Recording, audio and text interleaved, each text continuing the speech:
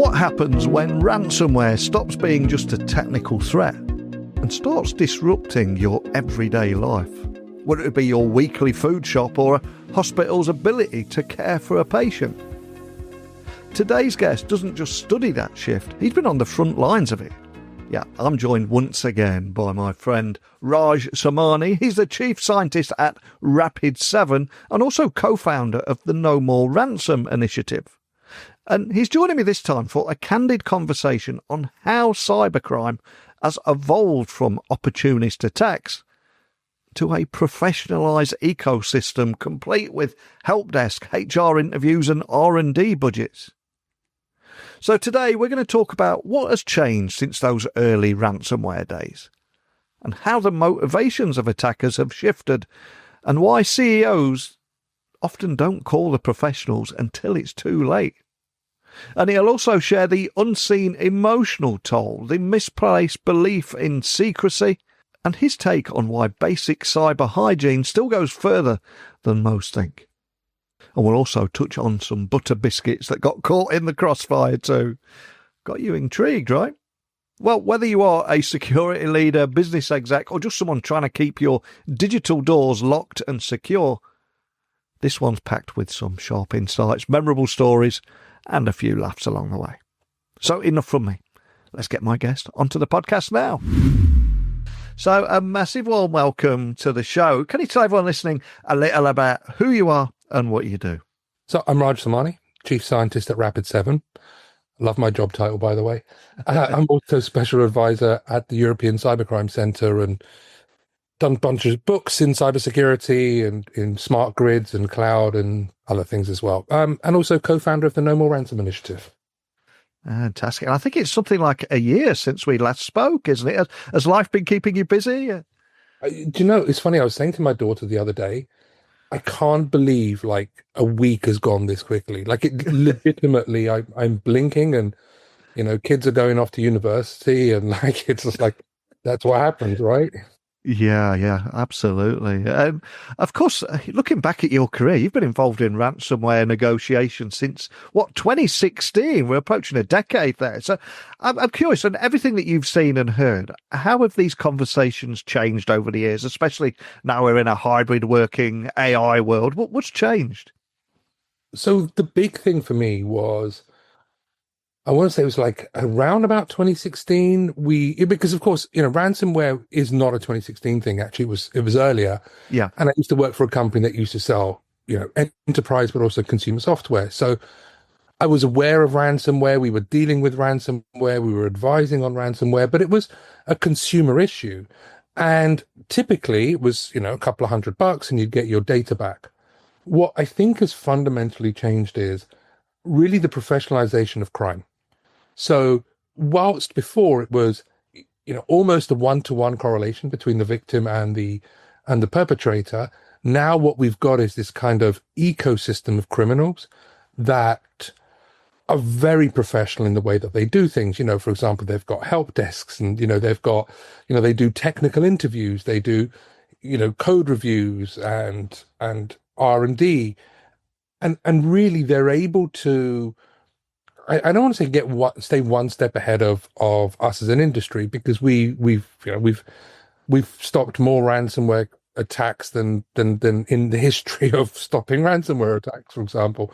But it has become a challenge because every time that we go out and do something, they innovate, and then of course so it's this real game of cat and mouse between, you know, the adversaries and us as an industry and actually us as a society.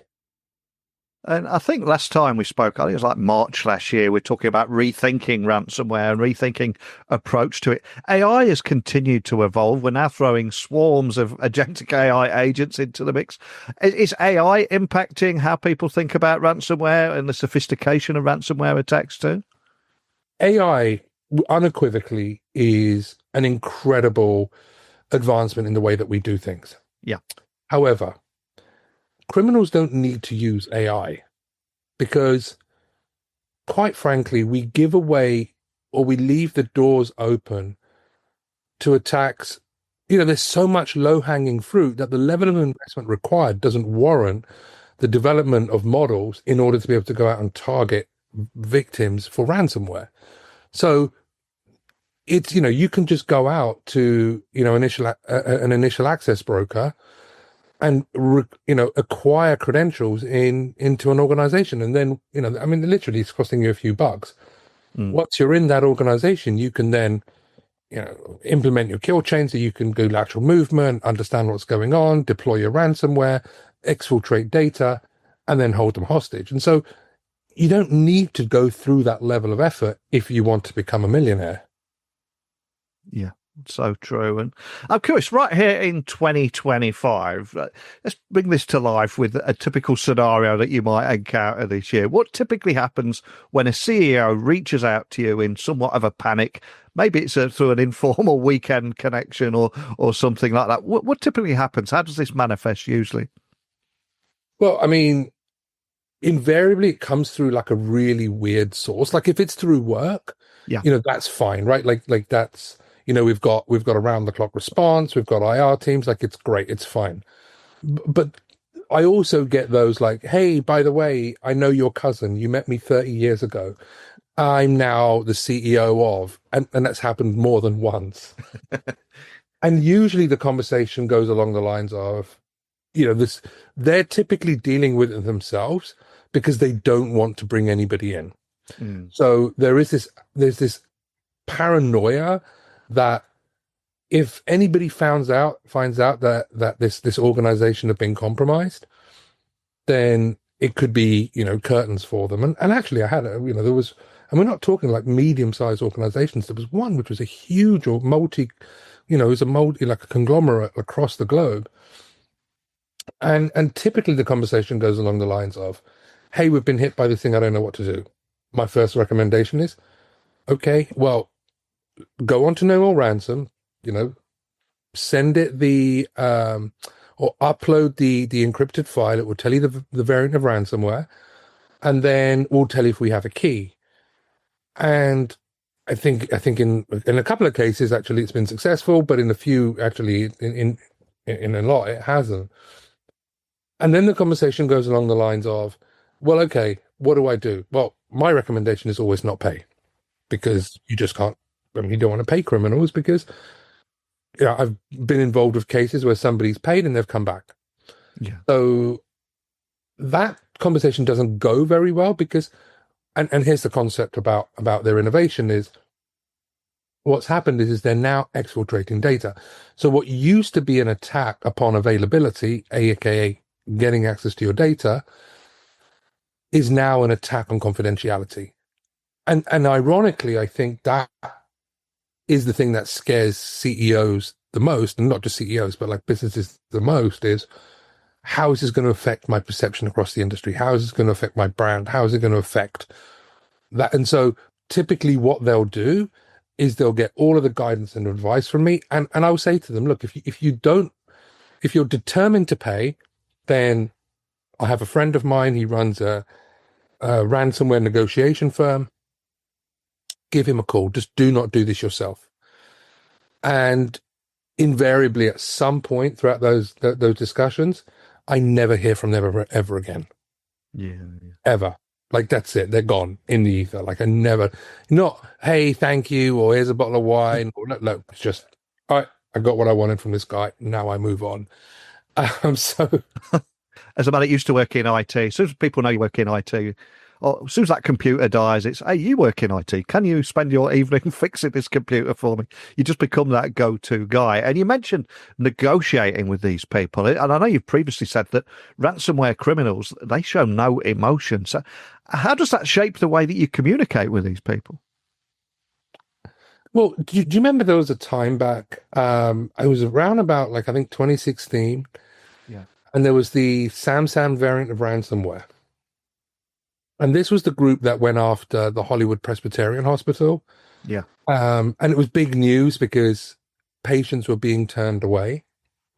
Well, I think to your point, when we talk about they show no emotion, there was some chatter which we were picking up between different groups on these criminal forums.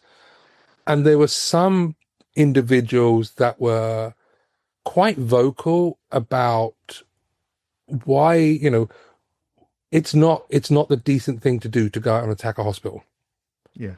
And there was the other side of the house where there were others going, well, yeah, we don't really care. Like, we're just still going to go out and target them.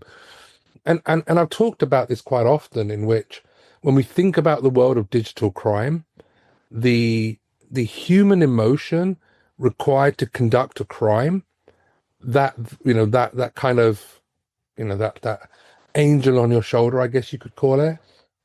There's a much lower bar if you're just pressing a key, as opposed to robbing somebody out on the street. And so I think there is this sense of dehumanization of conducting digital crime, especially when we think about how they go after hospitals, for example. And there's been, and I'm not going to kind of overdo this, but we've seen so many cases and examples of where digital crime has had a direct impact on human life.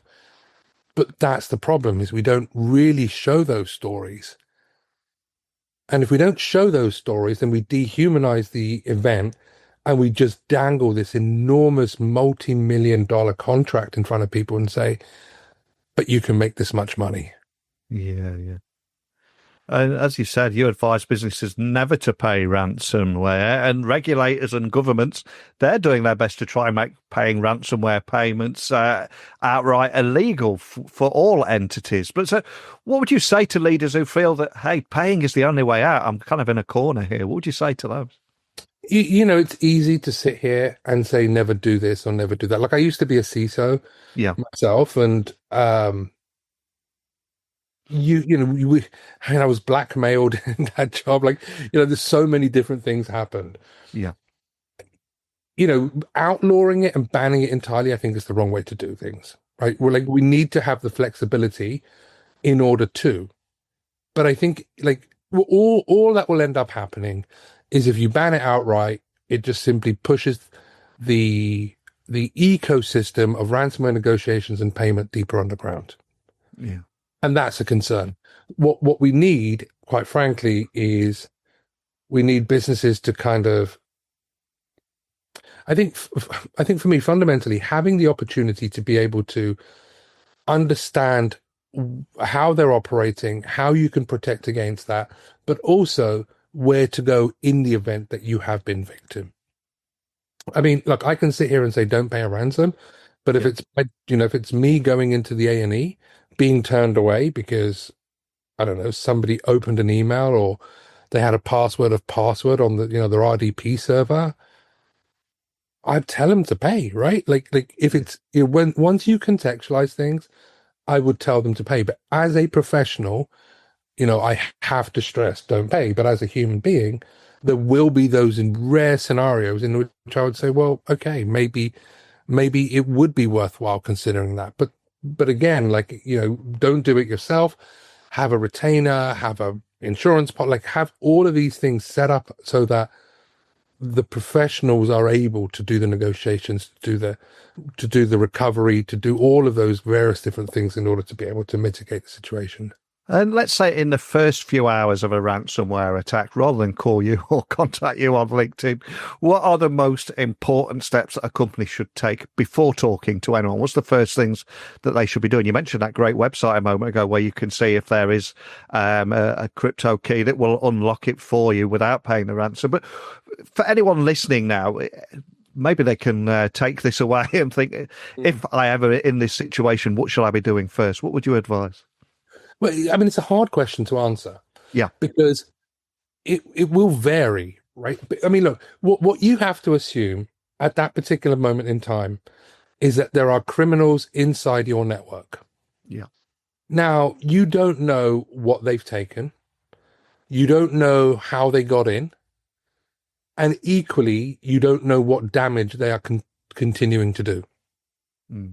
So there was a case, for example, where we'd identified the fact that there were criminals inside the network. They'd been in there for 7 years, right? Which is wild.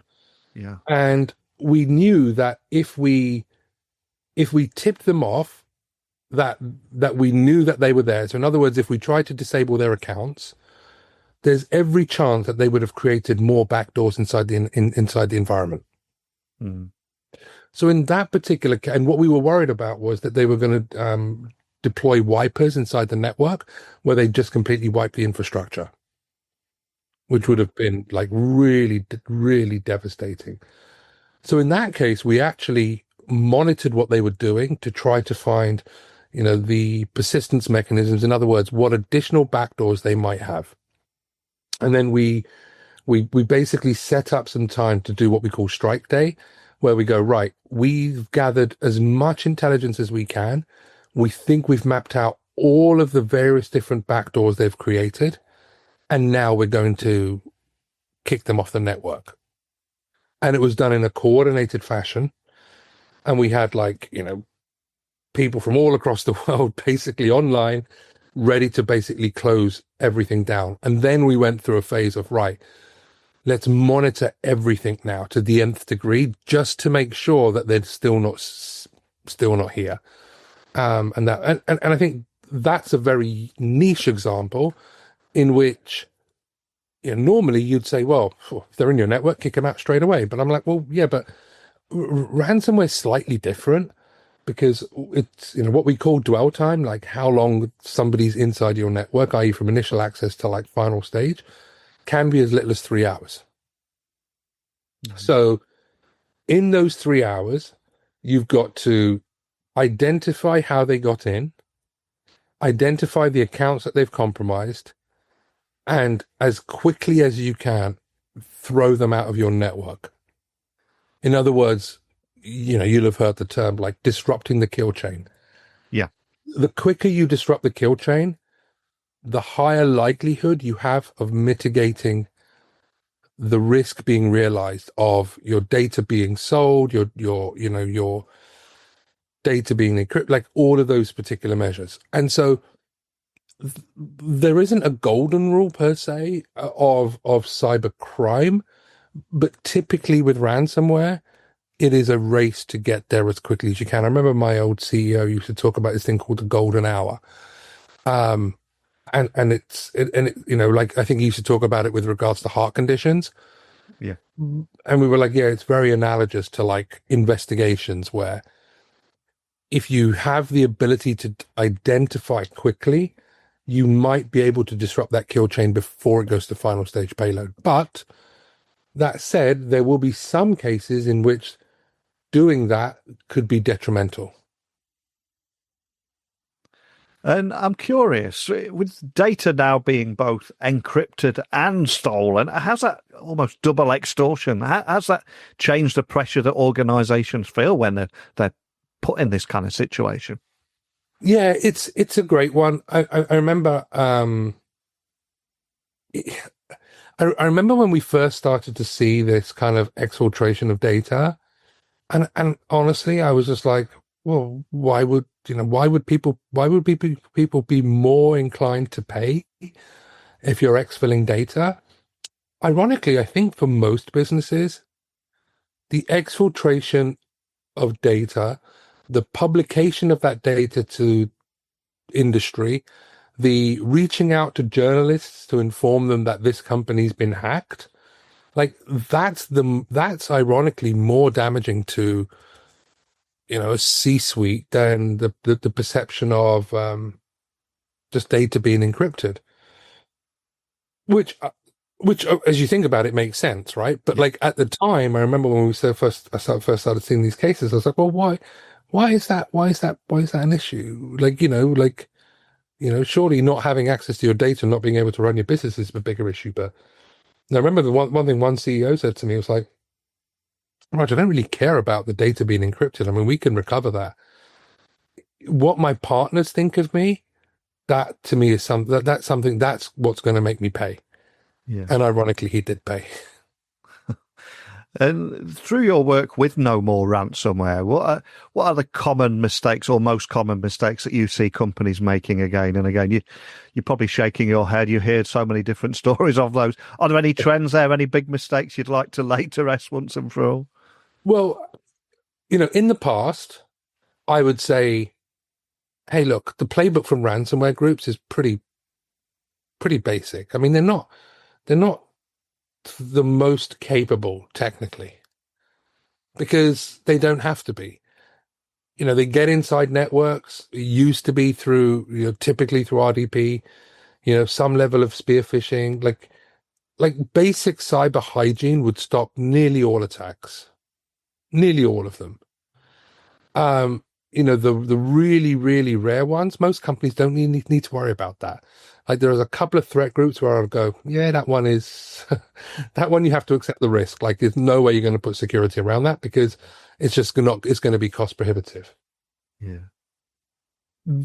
What's changed though is the fact that we as a society have been paying criminals means that they've got access to more money. And by having access to more money, they're able to buy better tools, right? Like it stands to reason, right? If a burglar decides to take up burgling for the first time, he'll pick up a brick and smash a window and get in. As he makes more money and gets better, he's going to start to invest in lock-picking sets and how to disable alarms and all of these other things. Like that's what we've done. We've basically allowed the ransomware criminal to evolve from a brick to a sophisticated lock-picking set. And we see them actually going out and acquiring exploits, typically of vulnerabilities that haven't been published yet. So these O-Day vulnerabilities. And since 2023, that's what's been happening. We're no longer dealing with, criminals that have limited capability and limited tools. And you would say, yes, when they get inside your network, the alarms should be going off because it's very obvious.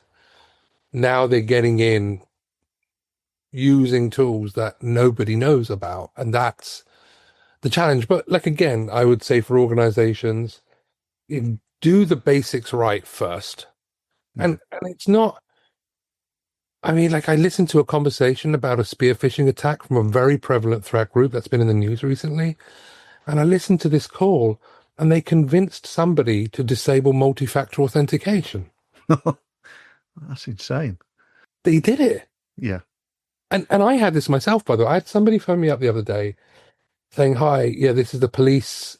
And the chap sounded really credible. Yeah.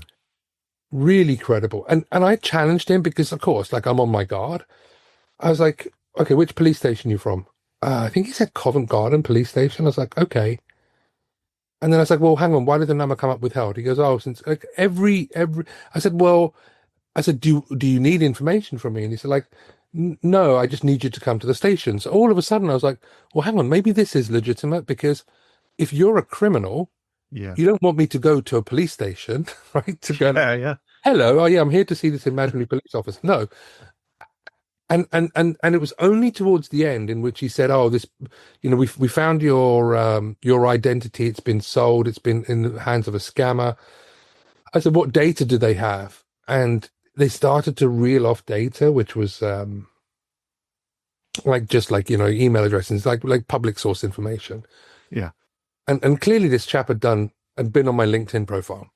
Yeah. So he was on my LinkedIn profile. He says, oh, you work here. This is your email address.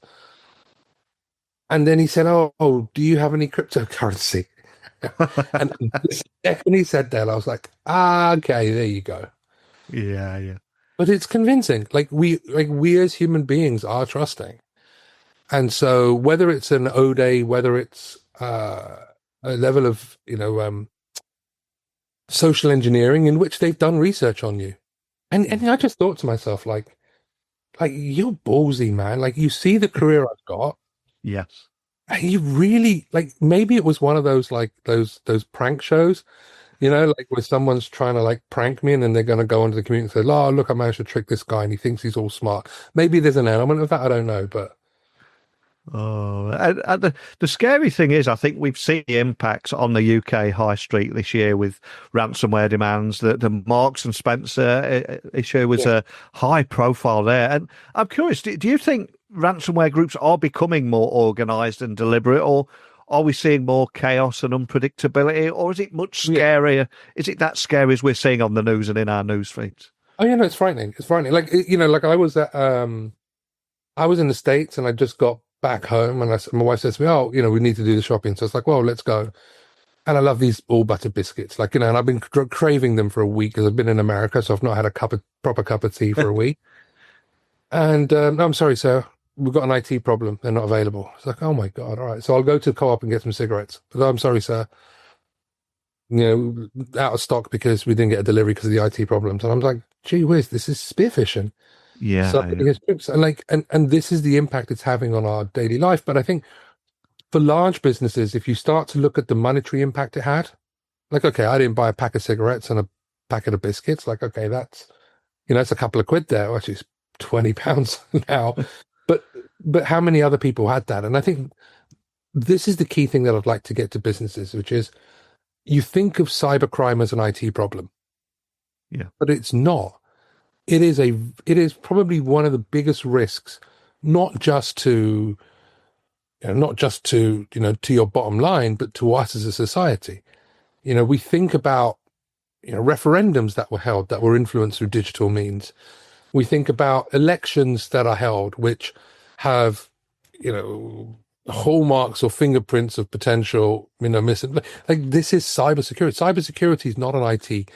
It's a channel using technology, but the impact is very, very real. And unfortunately, I think the fact that cybersecurity is often perceived as that technology discipline and only a technology discipline is an opportunity for CISOs to kind of stand up and say, well, actually, no, maybe we should have cybersecurity practitioners, not just briefing boards, but maybe boards should have somebody with some degree of cyber expertise on them, because something's got to change. Yeah.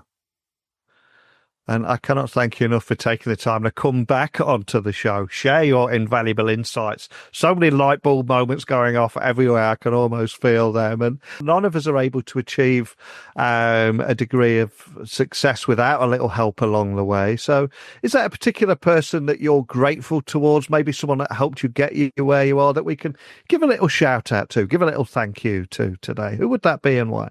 Well, so there's a few people, if you don't mind. So Yeah. My wife, obviously, she's the most incredible human being on the planet, and I am super blessed to be with her.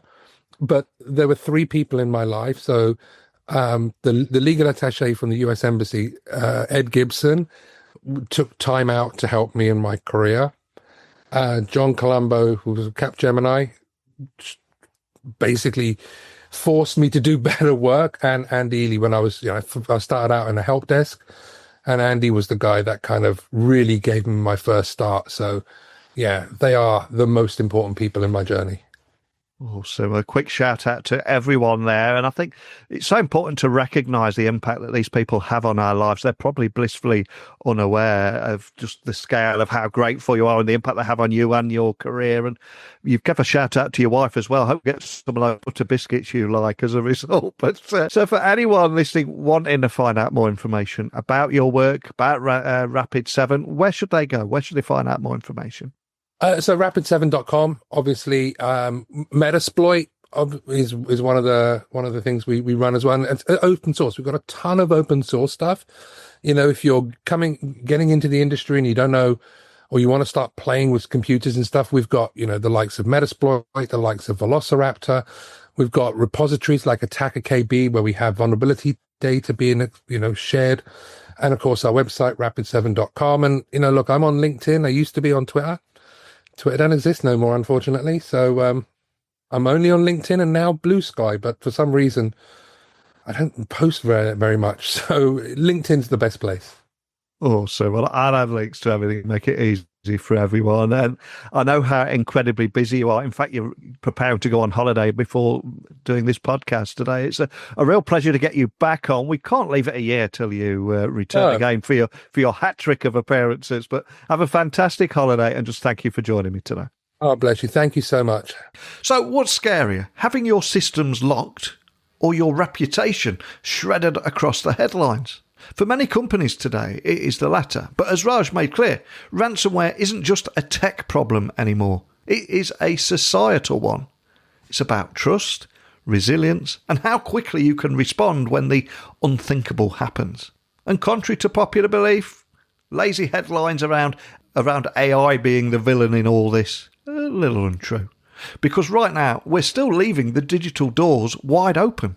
Attackers don't even need AI. So a big thank you to my guest for joining me right before he was dashing off on his holidays, and I'll be inviting him back on for an end-of-year wrap-up and a few predictions for 2026. But in the meantime, what do you think? Should companies ever pay ransoms? Is banning payments helpful? Or does it just drive the whole thing underground? Let me know your thoughts. You get me on LinkedIn, X, Instagram, just at Neil C. Hughes. Let me know. But that's it for today. So keep your systems safe and secure. Keep improving that cyber hygiene. And I'll return again tomorrow with another guest. Thanks as always. Speak with you then. Bye for now.